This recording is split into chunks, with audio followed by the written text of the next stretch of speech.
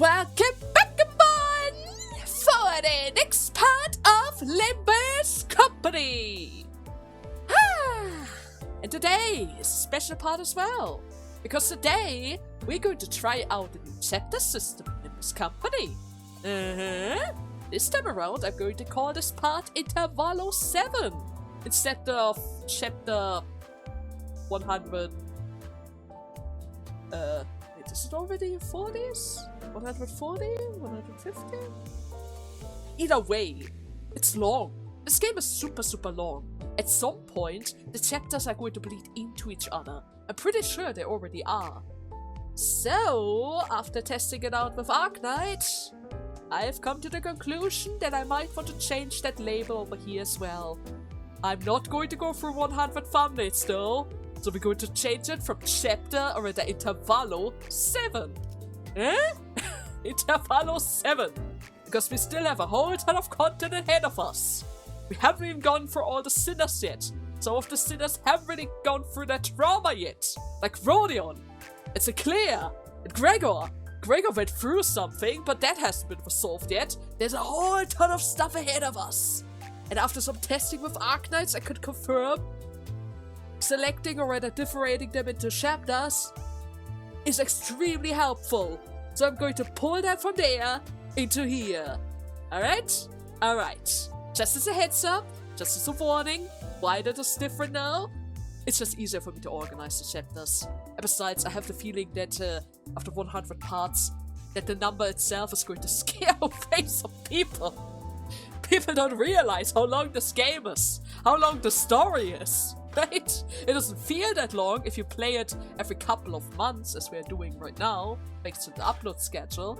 But if you put it all together, this story is a couple of hours long, right? A couple of hours long!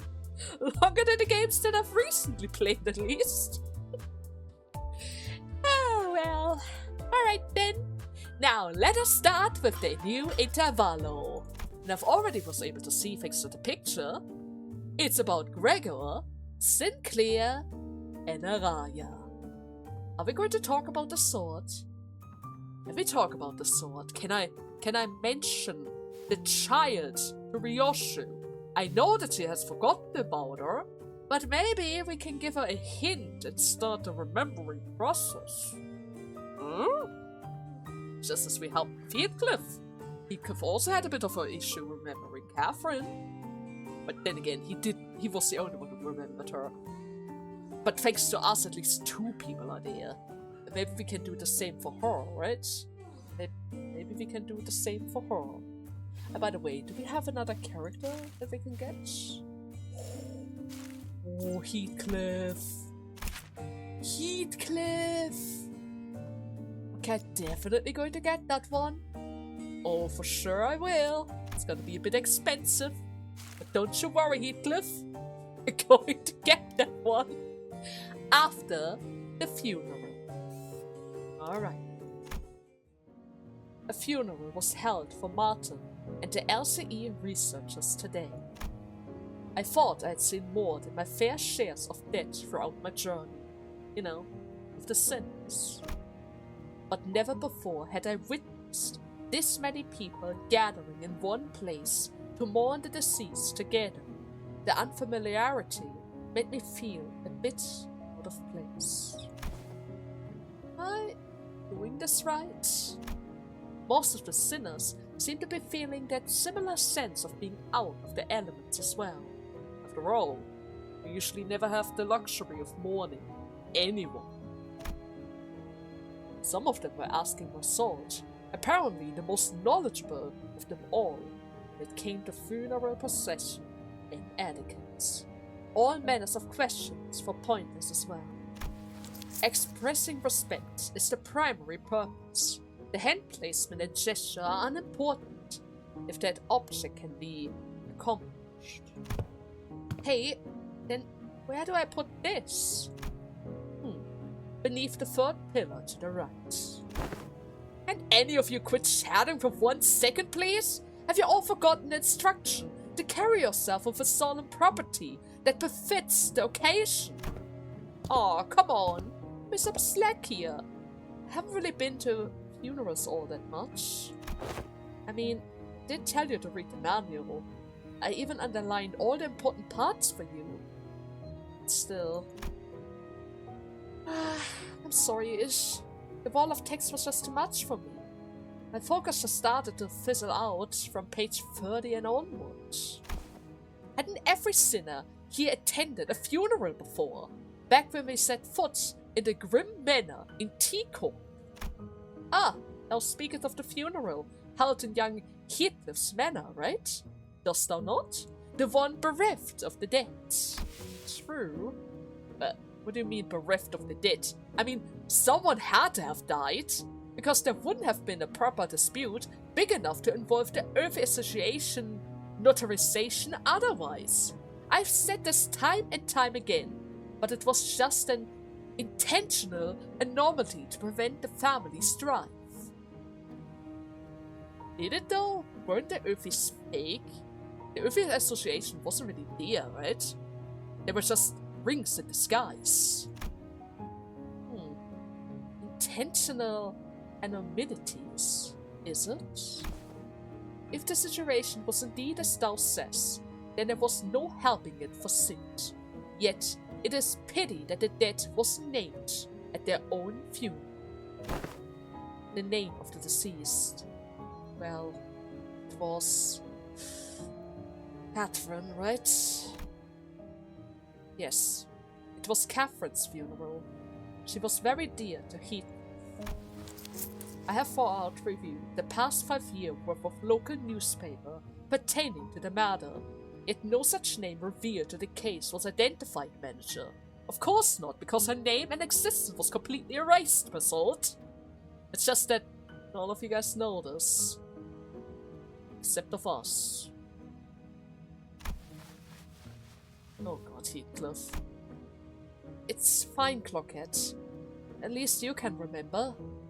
That's good enough, ain't it? It had to be the Golden Burrow's influence. Somewhere along the way, everyone's memories of the event at Wuthering Heights had become warped. The sinners seemed to think that the Golden Burrow had always been there in that manner, and that Nellie was coaxed into stealing it by Herman. Linton, in their minds, was now a grieving brother who had been conducting researches for his dead sister's sake. Nobody questioned it at all. Not Don, not Faust. Every single sinner believed the twisted version of the memory as if it was a proven fact. Heathcliff and I gave up trying to correct them. Instead, we would just check in on each other's memories, every now and then. Because if there's something that he and I realized, it was that anything tied to Catherine had already been painted over. Every detail glided and gloomed over with the glow of the Baron. The point is, how should I put this? The circumstances of that funeral didn't exactly leave us much room to properly express our condolence back then, right? And between Heathcliff running on a rampage and that Hindley guy bent on intervening with the execution of the will, well, it was a total mess, right? I assume that sort of impediment was pretty common stuff for funerals at least. But I guess, apparently, that's not the case. No, it's not that. No, well, I think it's actually rare to see a place that follows proper funeral procedures. I've traveled around quite a bit myself, but I can confidently say that I've ever been to a legitimate funeral at least. The one at Wuthering High was one of the more proper funerals, if only for pretending to have a process. They at least prepared a coffin and even made a formal reading of the will. It seems that funerals are far from being an everyday custom in the city, despite the fact that every day somebody dies. Funerals are considered a rather extravagant practice here as well. Corporations are not eager to grant time off just because an irrelevant someone has died, and the price of real estate seldom makes it viable to buy land and cremate memorial houses on it. See, then what other options do people usually have in these cases? Well, we usually just leave them where they died. And after one night, the body's just gone. Just like that. Better than paying loads of money to bury them somewhere, just to have that stir up a load of draft of rumors, eh? Yeah. What do you mean with rumors, though? You know, rumors about there being valuables buried with the bodies. Or an arm being some fancy prosthetic or something. All that rot. Better to let the dead go in peace than to bury them in a grave, just for some sod to later desecrate it. In Hongyuar, people tend to set up graves if they have enough room to spare. Of course, there wasn't really a guarantee that they wouldn't lose the burial room by the next reconstruction, eh? Hohenheim scoffs and hung his head. But 'tis as foolish, all of it. Comforting the soul of the departed, huh? Another mendacity. All those funds so carelessly squandered, all for the purpose of furnishing the living with a fragile excuse to cling on. Are those words from his heart? Or just something said to convince himself? Whichever was the truth, I couldn't see the look on his face, his head so low. The funeral didn't last very long.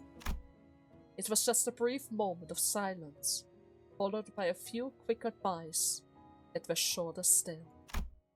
The ceremony came to a close once Eliza, who was still in recovery, came to pay her final respect. The flames devoured the coffin of Martin and the other researchers, announcing the end of their existence with the crackling of firewood. So, I guess I'm supposed you're leaving now. Yeah, because it's time, Eliza. I'm gonna miss you. Oh. Well, we are staying until Gregor is stable enough to travel at least, so we have some time! Yes! Dante says that we remain here until Gregor gets better. Oh! Gregor came to his senses again, a few days after his unforeseen metamorphosis in the battle against the Fun's nurse father. He was given a checkup, and Hohenheim said that there's no cause for concern. Physically, at least. The psychological assessment turned up disastrous though, to say the least. Gregor was declared unfit for combat deployment for the time being, because this whole thing was quite traumatizing. I mean, imagine being bothered by your hand all your life, and then suddenly that hand becomes a giant maw, and his whole body gets overrun by cockroaches and turned into the king of all the unconceived. I just can't imagine that. Oh, that would be so horrible. I even remember how he asked us with his eye. He couldn't even speak anymore, but his eye was bleeding for this to end. He didn't want to fight back then either, but he lost control. Imagine that. Ah, Gregor. Oh, well, I guess you won't believe I was just dead then, huh? That's good to know. Then I assume you'll be okay with us boring Sinclair for a while as well. Eh? Why Sinclair? Me? Yes, you. The LCE wants to look into the design that you've manifested, Sinclair. Right. The higher-ups didn't waste a second to greenlight the project, which means what I'm telling you is more of a notice of investigation than a request for permission. You do not have a choice! Ah, come on! What investigation? What are you even talking about? It's just a rather rudimentary instance of human experiment. Please, calm yourself. It's just human experiments. You're probably going to survive. Human experiments? What? Did you really have to put it like that, boss? Well, don't you worry, Sinclair. A swip or two of your skin and maybe some talk therapy. That's all there really is to it, you know? We aren't going to dig around your organs at least. Of course, if we had your consent, the avenues of research could be vastly different and... No way! I'm not giving you my consent at all! Well, for your reference, the other departments have also submitted some quite enthusiastic requests for research and observational purposes. Oh, you have no idea. We had to get Boss to fend off the LCA's Mirror World Observation Department and their Hissifits as well. They want to be the first one to get their hands on you and spearhead the research, you see? They were? And had we allowed them, they would have kept you for a good few months before letting you go. So the least that you could do to thank us, be a good boy and just cooperate.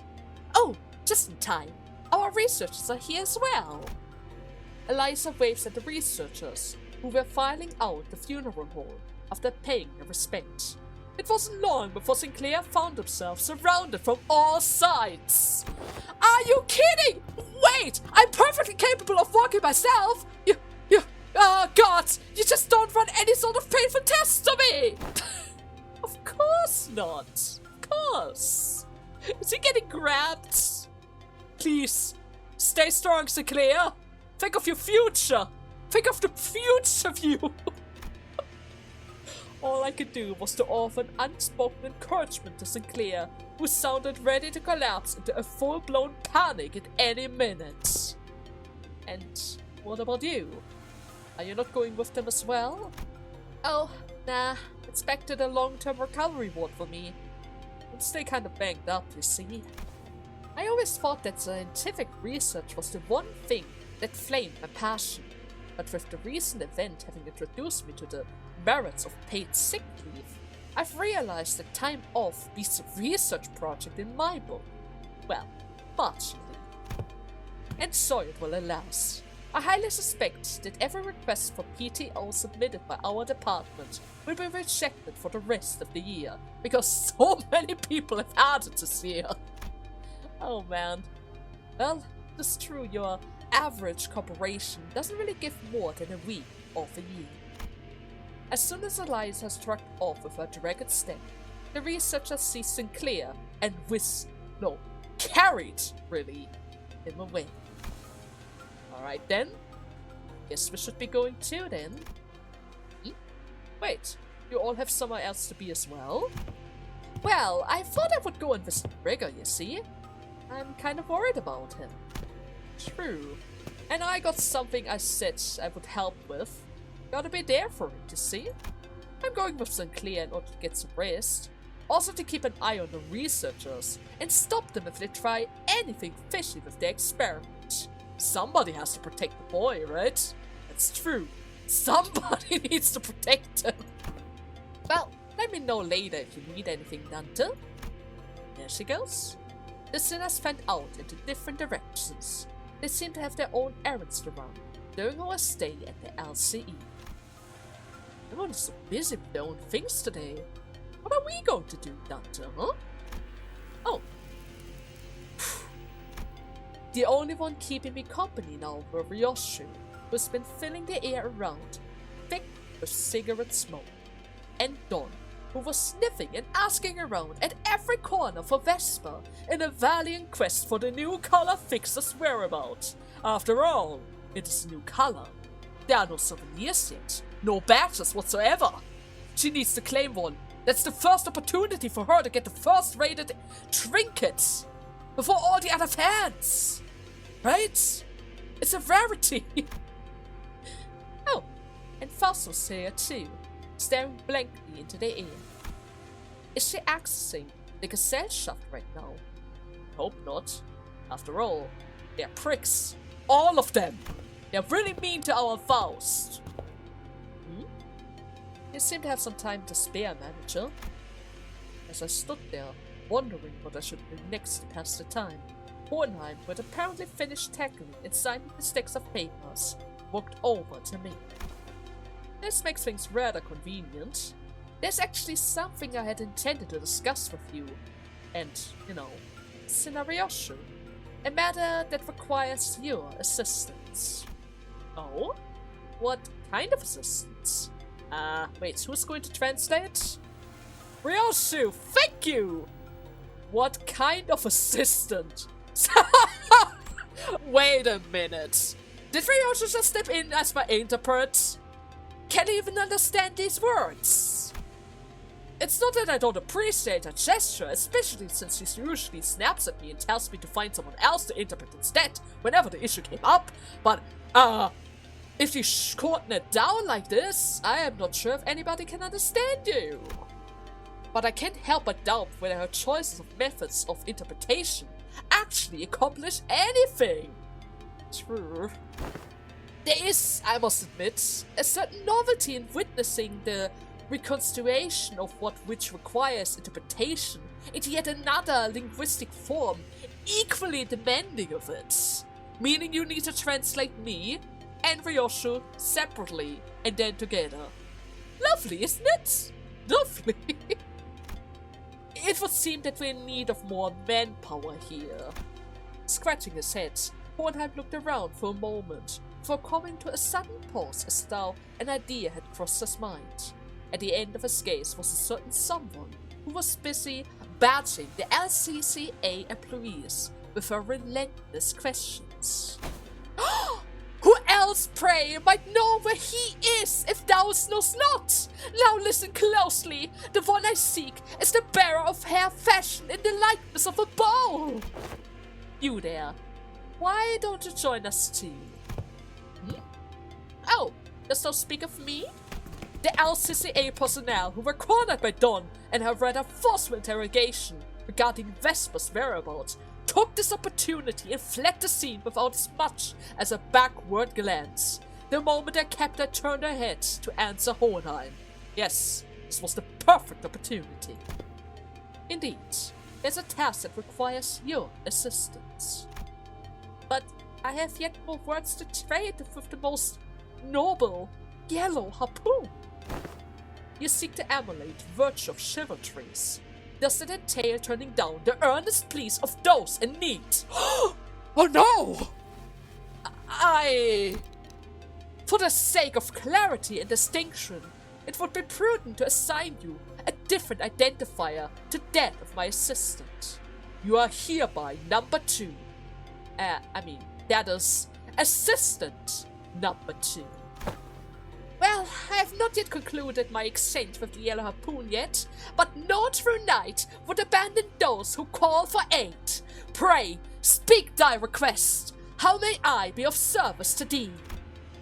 Diligent interpretation of the manager's speech to Sinner 4 has proven to be a bit counterproductive. As such, your task will be to report to me what exactly the manager has said. Oh, that is indeed a rather simple task. However, this VKOA eludes my understanding as well.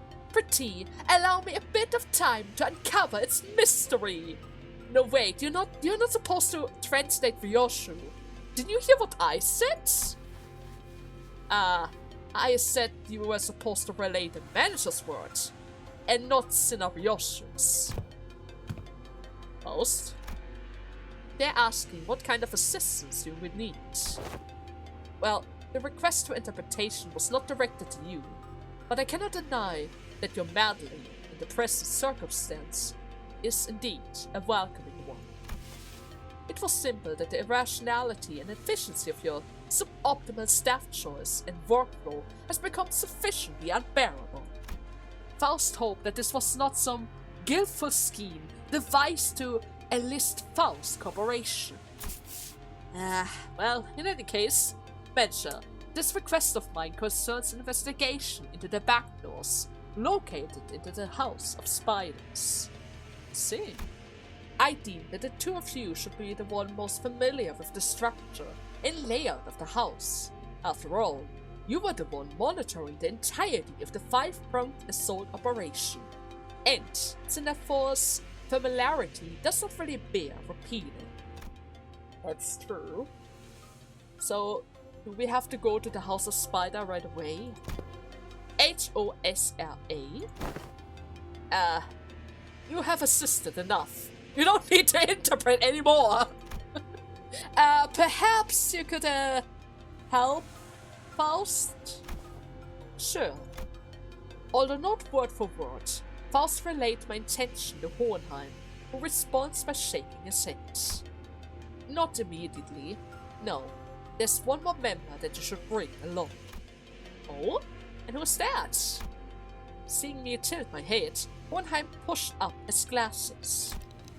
The apprentice who was captured alive in the House of Spiders. Is it Kira? Is it the Kira? Yes, it's Kira! And she has regained consciousness as well. That's good! That's good! The sole survivor of the House of Spiders. Just because we captured her before the whole ordeal with Ryoshi. Otherwise, she would have probably thrown herself into the whirlpool of cuts as well, in order to master or perfect the swords. Oh god. But is she going to play along? Probably not, is she? I mean, she doesn't really have a reason to cooperate. The middle does have a beef with us after all, right? 9.5. Survivors. The place Hohenheim has led us to looks less like a recovery ward and more like an interrogation chamber. Though every single medical equipment installed around here seem to be a state of the art. This place looks well equipped. Yeah, everything that you could possibly need. Probably a direct order from the upper management. Although technology to restore lost body parts are common enough in the city, a facility of this kind requires to preserve the original form of a lower body in the reconstruction process, while keeping the cost reasonable. Reasonable, you say, huh? Do I want to ask how expensive the other options were, if this counts as a reasonable option? True. A windowless room, thick with the sharp scent of medicine and chemicals. Kira was sitting on the bed at the center of the room, kicking her feet as she regards us. For someone recovering from bisection, she didn't look much different from how she appeared when I've seen her from the sinner's shared vision. Oh, she has a scar now, but it doesn't really look so bad. Now, how do you feel? She was captured alive for the extraction of information. Yes? How far along is the process of extraction? It hadn't even begun yet, actually. We're waiting until the lines of information that warrants questioning can be isolated. So far, all available personnel have been fully engaged in analyzing the documents and items discovered within the House of Spiders. Then what are you even doing here? There's work to be done, concentrating upon information obtained only from a recent inhabitant of the House of Spiders. And following a discussion with the upper management, I've decided to put you to use as the company had originally intended. No TV, no comic books, just a super pickle glare and a cold shoulder whenever I asked for something to pass the time. Didn't even give her a book? But that's just cruel. And now you suddenly need my help, huh? Give me one reason why I should possibly cooperate. Hohenheim didn't seem so much as twitch an eyebrow at Kira's biting tone. He merely gave her a nod with a steely, imperturbable expression. I didn't ask for your help. Put you to use, I believe, is what I said. What? Your survival is not incidental. It is the result of calculation. The company anticipate a potential profit by keeping you alive. Expected gain, as the term goes. Without such a forecast on the company's part, you would have already been disposed of. The upper management consists of people who would be disciplined to tolerate the daily maintenance and depreciation cost of this room, even at half their current numbers. Which brings us to our next point.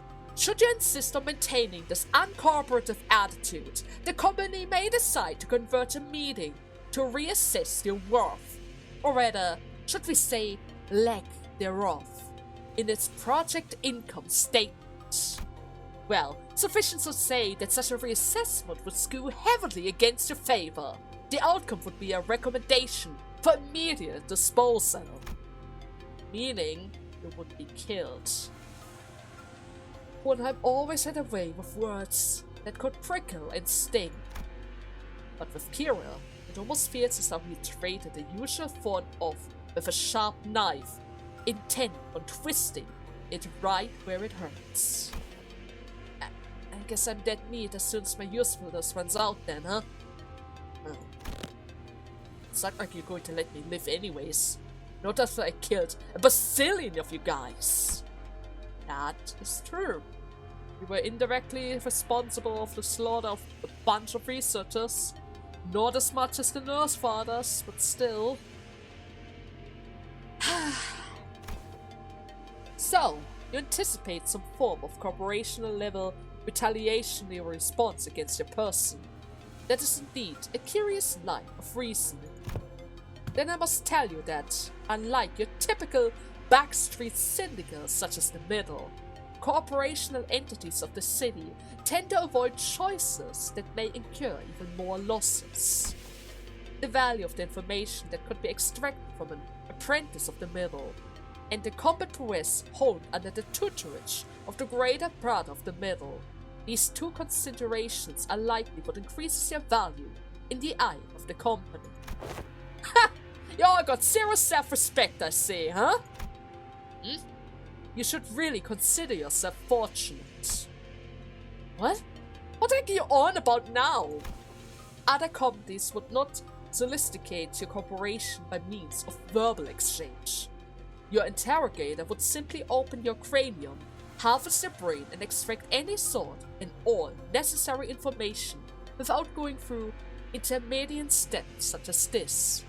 Meaning, they just take your brain, hook it up to a machine, and get everything that they need. It would permanently destroy your body, but they don't care, right? Oh god. Even without resorting to such methods, the range of available means to compel the disclosure of information is particularly limitless. Truth serum, hypnotic suggestion, electrical shocks and stimulations. And of course, procedures utilizing distortion and all sorts of abnormalities. That being said, the LCE department prefers to distance itself from such uncivilized approaches that may entail complication and after effects. Oh, I do hope that we share a similar predilection in that aspect. You're so freaking annoying, do you know that, mister? The feeling is entirely mutual. Leaving the biting chill of his threat to sink in, Mourn had turned towards the exit. Give her some push and bring her along, alright? Don't you worry, I got this. I don't quite seem to be myself today. No, disregard that. That too was a rather foolish thing for me to say. I will defer this matter to you, manager. Work of this sort likely falls more within your capabilities than my own. And with that, he left the room, leaving me to deal with Kira. Yeah, I'm pretty sure that Detolf Manson is still really heavily on his mind. I know he's trying to be objective about it, but humans just can't help themselves. Humans cannot help themselves, especially if they are still in the grieving stages. It's just impossible. And his reactions were quite understandable. The LCE had only just finished laying its dead researchers to rest. Here was probably the last person anyone would want to face right now, much less speak to. So, what should I say to persuade her? You're sure? I was still caught in thought when someone, quite unexpectedly, made her way towards Kira. Oh, Yoshihide! You, heard you got stabbed in the back by Matthias. That's not true. Papa wasn't landing a fatal blow, unless he cut through me too. That is why he did exactly that. To aim for the enemy's head. Besides, he made the right choice. A little sacrifice ain't really a thing in the family. Family coming from him, a middle mutt thrown out of his kettle. Doesn't it sound ridiculous even to you? Well, that's... Wait, thrown out? That fucker Matthias was a GB, only by technicalities. He fucked up really badly. He was still family by name, but underneath it, everyone hoped he would just disappear quietly on his own. He was that family member that nobody wanted around. Same treatment for me, for being his brat. Not surprised it's the ST of the bowl cut thing. ST? Same taste? Oh, young Ryoshu, could it be that thou as thou have a passionate salad for fixers? Somebody closed their mouth. I quickly clapped a hand over Don's mouth as he smoothly chimed into the conversation. So, what exactly is your point? Right, we should interrupt those two. Ryoshu probably has the best odds of convincing Kira right now. They're practically family at this point, right? Practically. Now then, the point is that you're taking too long. If you can't decide whether you want to live or die, I can just shorten the hesitation. CQ, or I will sink right this instant. Wait, what does it even mean? Cooperate quietly, or we'll snap your neck completely, right this instant. Sink isn't such a bad way to go if you're so keen on taking that loyalty act straight to the grave. This is so crappy though. Oh, whatever, I get it, okay? I talk if that is what you want. That actually worked, huh? Of course, everyone wants to live. Fixers who go out in a blaze of glory aren't actually the strong ones. It is the one who survive, the one who lives to see another day and keep getting stronger. Anyways, Yoshihide, what's up with you talking in that weird-ass aberration? Like sink? That's so random! Who even said something like that? Ryoshu didn't bother to reply, and simply chewed on the mouth end of a cigarette. But is this really the right call though? To her, we are probably people that she needs to settle the score with, considering that she's from the middle, right? As if. Half of her tattoos are gone, Clock. They even confiscated her book. You think the middle sorry excuse for loyalty means so much for the stray that she would bite us? Besides, no. Better hear it from her instead. Hey, tell me why Matthias has kicked the bucket. Well, that's cause Papa was weaker than you all. Weaker? Ha! Yeah, you're the jerk's brat, alright. Is it all about strength? And that part of the family? Yara pushed herself up from the bed with a sour face, but at least she didn't argue back.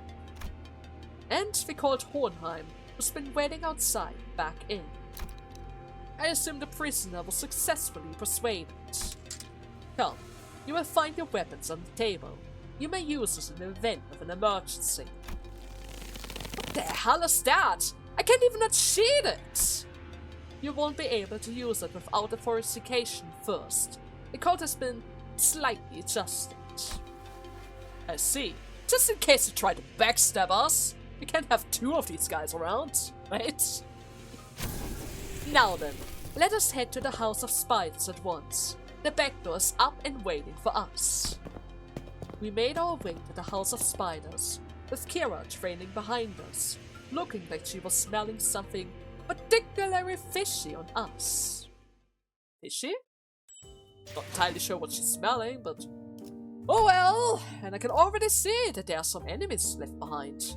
I thought we've cleaned up that place, but I guess not. Wayfarer? Okay. Let me think. Are there any identities that give us a boost? Oh wait, we have one here. But Heathcliff is still out of the picture. Well, that's a bit weird, but alright. Thank you very much for the little boost. Definitely appreciate it. Now let me change the order a bit, because my ring characters are super weak. Alright. Should I even deploy them? It's just going to die. Yeah, sure. Just in case. Just in case. Alright, we are ready. Only a few days has passed since our last visit, but the place looked markedly different from what we have remembered. The sight of the hollow, frigid atmosphere and the endless stretches of corridor hadn't changed. But Callisto's so-called artworks were now covered in white sheets, and unfamiliar devices were affixed all around the back doors. I see. Well, I'm pretty sure nobody wants to see these art pieces. But what's up with these devices? Pretty. Who might those people Peter be? The hell? Looks like some shady bastard moved in already. Our guarded reaction prompted Hohenheim to step forward and gesture to one of the oddly dressed figures. It seems introductions are in order from both sides. This is team leader Alan from Wayfarer Company, who will be working with us on the investigation into the house's back doors. Alan? Wait. Wayfarers Company? A corporation entity partnered with Limbus Company, responsible for providing a portal technology. It has on prior occasion been referred to as the new and aspiring V-Corp, though the name is an unofficial one, even though they've already put the V on there. The uniforms, apparently. But wait a second, are those the guys who made the backdoor teleporting system for us? Oh, that is interesting. Our employees has also taken in to calling you the new L.Corp, something that we have in common, given that we are both chasing after the same horizon. I see. Oh, I remember! The company vying to take V-Corp's place, right? The same horizon. It's probably talking about getting recognized as a wing, right? After all, the old L.Corp has already fallen, while V-Corp, from what I've heard, is free of falling at this point. And these are the managers and the sinners of the LCB department, our field operational unit, frequently deployed to deal with on-site matters firsthand.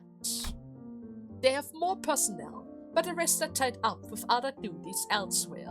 Only a handful will be joining in this investigational effort. I understand. The field operational units are almost always understaffed anyways. The support that you've provided is more than sufficient. Alan gave an understanding nod. The man stripped off his bulky helmet before extending his hand in a greeting. Oh, he looks nice. Really nice. Too nice. Oh. Anyways, pleased to make your acquaintance. The name is Alan, leader of Door Breach Team 4. Likewise. Before Faust could even relay my preprecolored greetings, words spilled out of Alan's mouth in a strange, uneven rhythm, as if my ticking didn't bother him at all, like he was sticking to a script that he had rehearsed. I've heard great things about you, Manager Dante of Limbus Company, and the boss team's performance as well. You capitalize on the suppression of distortions at T-Corp as leverage to push your products as well, and the profit were nothing short of staggering. Well, at least that is what I heard. Yeah, I guess we're supposed to be distortion-resolving specialists to the public at least. But what's that product part that you were talking about? The manager said it was merely a matter of luck. They also look forward to working with you on this task. What about the product part? Oh, are you the interpret? In that case, I'd be sure to conclude to manager only when both of you are available. That's kind of you. Sure. Faust didn't seem particularly pleased with the role that Alan had pinned on her, but she had nodded anyways. She quietly came to my side and answered my earlier question while Alan carried on with Hohenheim. He's referring to the monolith sale project. The credit was attributed to the LCB at the express request of Mr. Hubert, L.Corp's executive director. I see. Oh, so that is how the rumor was spread. Is that a good thing? I'm not sure. We've also reviewed the agreement. Now, I understand that you'll be assisting in verifying what lies beyond the back doors. I would appreciate it if you could share any prior knowledge that you have about where these back doors are connected, as detailed as you can make them, if you don't mind. Hohenheim fixed Kira with a pointed look. Though Kira responded by defiantly crooking her head in a show of irritation, she still gave up a sliver of information that she had. Honestly, I've got pretty much nothing if it's about the robo-uncle in his rooms. I mean, I've seen Albina hit up that door and the other one over there when she was popping out of farm stuff, but... A farm? Oh, it's a gathering of material. Fresh meat parts, I see. What kind of material? Human guts and all that stuff? She would come back holding piles of them around. So they're probably connected to some sort of backstreet area. Backstreets? Do you have any more details about them? Can you stop prying, please? You're low-key pissing me off! Kira, this is literally your function. You're supposed to tell us some information. Now he's angry! See? You can't trust him! He has a pleasant smile, but you can never trust a nice guy! Oh god! What? That literally all you've got? For real? I mean, that's all that she got. God. For a moment, Alan levels Kira with a stiff expression. Whoa! And before I could register what had happened, Kira's head jerked to the side from a sudden punch by Alan. Why? God! I thought Kira was nimble enough to dodge a surprise attack easily, but this one seemed to have caught her completely off guard. She stood there blinking, eyes round in rude surprise. Actually, it wasn't that he caught her off guard, it was the motion of the punch itself that somehow felt off. The fist being raised, the arm being extended, the blow making contact, the chain of action was there. But it just didn't look normal at all. It didn't? Did you just hit me? Yes. Yes, he did. What the hell's wrong with... Oh no. As Kira reeled from an unexpected strike, Don spoke up in a cold, sharp tone. Thou, what manner of discourtesy is this? Ah, he's back to normal. With all that whining, I thought that Brad could use a lesson to remind her of her place. That is not your place to do, though. She is our prisoner, not yours. I had no intention of damaging your company's asset, of course. I simply assumed the level of warning would not be inappropriated in this case. And now he's back to smiling. Oh no, you cannot trust this guy! You just cannot trust this guy! What kind of company are we working with, Hohenheim? Oh man! Team leader Alan. That sort of conduct may not be an issue in your organization, but it is here. Should it happen again, do understand that we may choose to terminate today's joint engagement without any such delay. Oh, my apologies. I will keep that in mind going forward. Alan stood down without arguing back, but Kira looked far from satisfied with how Hohenheim has handled the situation. He gets to sock me in the face and just walk off scot-free? So freaking annoying! Fortunately enough, her grumbling didn't escalate into her lashing out at Alan. That punch just now, though. What was that? It exhibits a behavior that defies the standard law of physics. Presumably, a form of technology uttered by the Wayfarers Company. Let us resume the task at hand for now. Scenario sure. Give Manager Allen whatever information that you have. Sure. That door should lead to one of the ring's protected turrets. The other two on the left, I remember, they were marked with an X painted with blood. But IH and I, where they actually lead to, it's all blurry. Maybe it leads to the lab that is connected to Araya. After all, that would be a good reason for you to forget, right? It seems that's all the information that we can provide. Will that be sufficient? We now know that the door likely connects to a perceivable area. That's already a big improvement in terms of intel for Wayfarer Company's backdoor mapping process. Which means there's less chances of us encountering a space beyond human perception past these doors. Alright then, I proceed with connecting the verifications. Which door shall we test first? We'll start with the one that Tsunariyoshu has mentioned. Ah, don't you trust me at all? Then why did you even bring me along then?